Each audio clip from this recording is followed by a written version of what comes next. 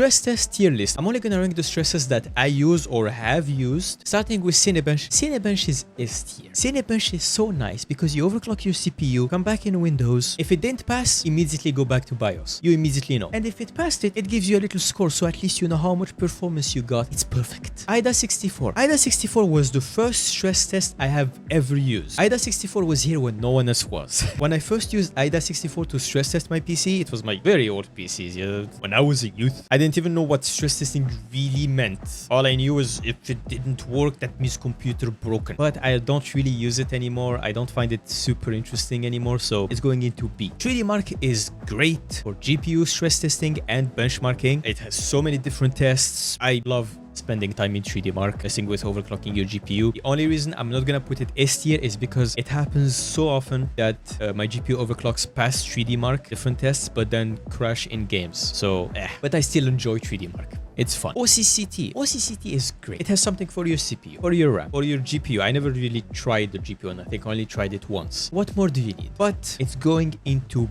B because you have to pay for the Patreon in order to do a test for more than an hour, which is not very actually A, you have to support them somehow, right? Prime95.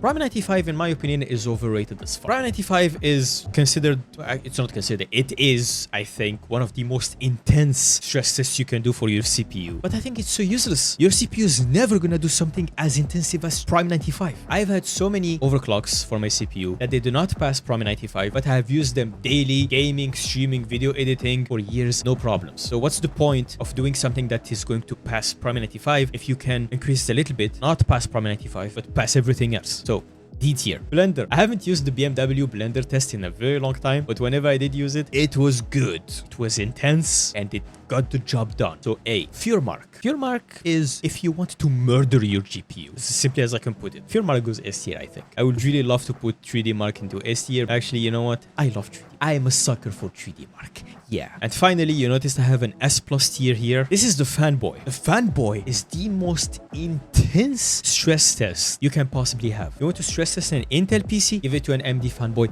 They will find problems. You give an AMD PC to an Intel fanboy, they will not even be able to open Steam or a folder. They will go fucking monkey caveman mode.